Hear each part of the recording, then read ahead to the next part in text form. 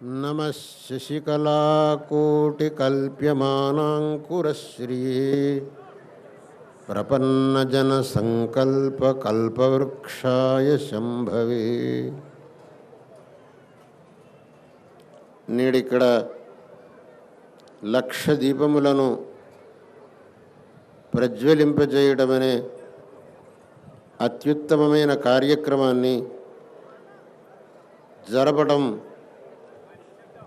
మనకందరికీ అత్యంత సంతోషదాయకమైన విషయం. జ్యోతి అనేటటువంటిది మన యొక్క ఆత్మస్వరూపం. ఉపనిషత్తు అన్నది ఆత్మనైవాయం జ్యోతిషాస్తే అని అన్నది. ఆత్మ అనేది జ్యోతిస్వరూపం. అటువంటి జ్యోతిస్వరూపమైన ఆత్మ ఎల్లడలా ప్రకాశిస్తూ ఉన్నది. ఆదిశంకర భగవత్పాదుల వారు అన్నారు, త్వయి మయి చాన్యత్రైకో విష్ణు అన్నారు. ఒకే జ్యోతిస్వరూపమైన పరమాత్మ నీయందు నాయందు ఎల్లడలా ప్రకాశిస్తూ ఉన్నది. ఆ పరమాత్మ అనేటటువంటి జ్యోతిస్సు ఏదైతే ఉన్నదో దానివల్లనే ఈ జగత్తు అనేది ప్రకాశిస్తూ ఉన్నది. పరమాత్మ యొక్క ప్రకాశం తప్ప వేరే సూర్యాదులకు స్వంతమైన ప్రకాశం అనేది లేనే లేదు. శాస్త్రం చెప్పింది, నత్ర సూర్యో భాతి నచంద్రతారకం నేమా విద్యుతో భాంతి కుతోయమగ్ని తమేవ భాంతమనుభాతి సర్వం తస్య భాసా సర్వమిదం విభాతి అన్న. ఆ పరమాత్మ అనేటటువంటి ఏ ప్రకాశం అనేది ఉన్నదో దానివలనే మిగతా అన్నింటికీ ప్రకాశం అనేది కలుగుతున్నది. ఆ పరమాత్మ అనే జ్యోతిష్యే లేకపోతే అంత అంధకారమైపోయేది. తస్య భాషా సర్వమిదం విభాతి. ఆ పరమాత్మ అనే ప్రకాశం వల్లనే ఈ జగత్తు వెలుగుతున్నది. అందువల్ల ఆ జ్యోతిష్కు మన యొక్క భారతీయ సంస్కృతిలో అత్యంతమైన ప్రాధాన్యం ఇవ్వబడింది.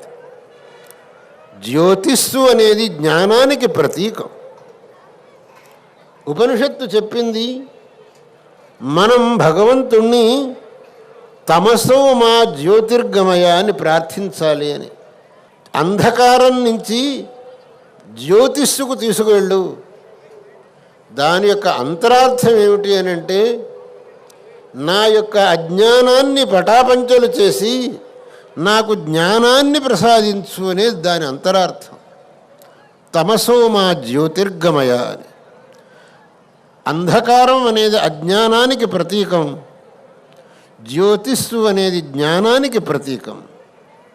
మనలో ఉండే అజ్ఞానం అనే అంధకారం నివృత్తి కావాలి. జ్ఞానం అనేటటువంటి జ్యోతిస్సు వెలగాలి.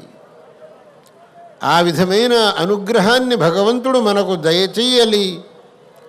అందుకు మనం భగవంతుణ్ణి తమసోమా జ్యోతిర్గమయ అని ప్రార్థన చేస్తున్నాం. ఆ జ్యోతిస్సును చూస్తూ ఉంటే మనకు ఒక విధమైనటువంటి ఆనందం కలుగుతుంది.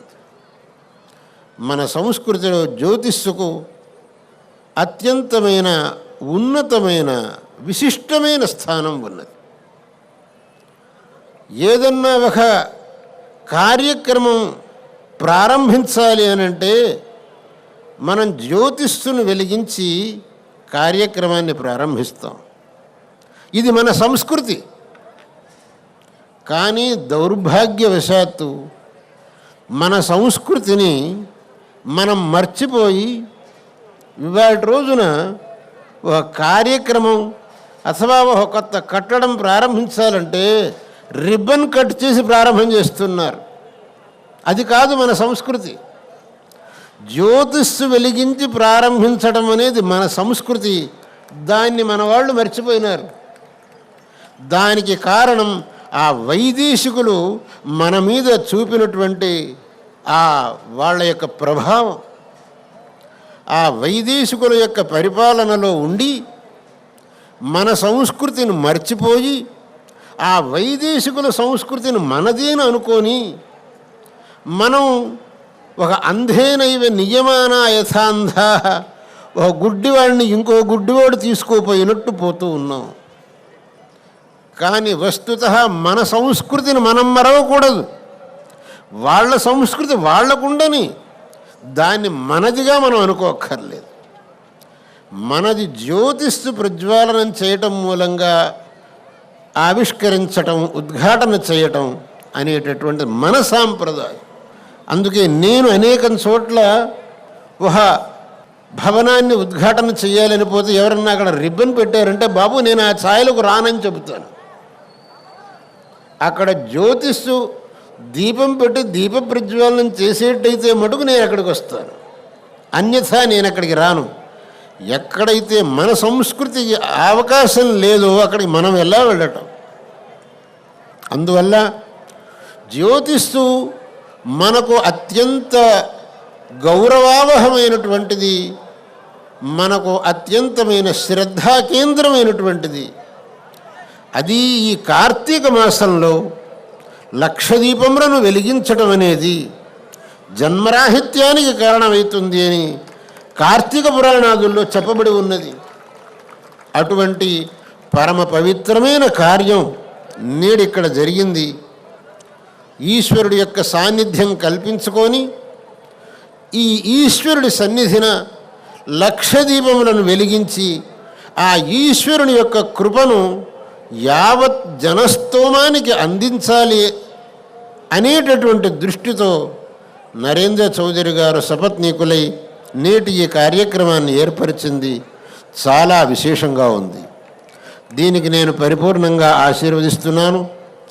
ఇక్కడికి వచ్చినటువంటి గణ్య వ్యక్తులందరూ కూడా విశేషమైన శ్రద్ధాభక్తులతో వచ్చి గురుదర్శనం చేసి తమ యొక్క భక్తి శ్రద్ధలను ప్రకటించారు. వాళ్ళందరికీ పరిపూర్ణంగా ఆశీర్వదిస్తూ నరేంద్ర చౌదరి గారికి ఉండేటటువంటి మన యొక్క హిందూ సంస్కృతి మీద, భారతీయ సంస్కృతి మీద, సనాతన ధర్మం మీద ఉండేటటువంటి శ్రద్ధాభక్తులకు అత్యంతంగా హర్షిస్తూ వారు చేసేటటువంటి ఈ సనాతన ధర్మ ప్రచార కార్యం అవిరతంగా జరగాలి. మన యొక్క సనాతన ధర్మాన్ని ప్రతి ఒక్కడూ తెలుసుకొని ఆ విధంగా ఆచరించి శ్రేయస్సును పొందాలి అని చెబుతూ ఇక్కడ సమావిష్టులైనటువంటి ప్రతి ఒక్కళ్లకు విశేషించి మా అత్యంత ప్రీతిపాత్రులైన పరిపూర్ణానంద స్వామి వారికి నా యొక్క పరిపూర్ణమైన ఆశీస్సులను తెలుపుతూ ఈ మాటలను ఇంతటితో ముగిస్తున్నాను. నరేంద్ర చౌదరి గారు ఇంత పెద్ద కార్యక్రమాన్ని నిర్వహించారు. వారికి నా యొక్క ప్రీతిని, నా యొక్క వాత్సల్యాన్ని తెలియజేస్తూ వారికి మా శృంగేరి సంస్థానం నుంచి ఈ ఒక ఆశీర్వాదాన్ని మా అడ్మినిస్ట్రేటర్ గారు గౌరీశంకర్ గారు వారికి అందివ్వవలసిందిగా చెబుతున్నాను.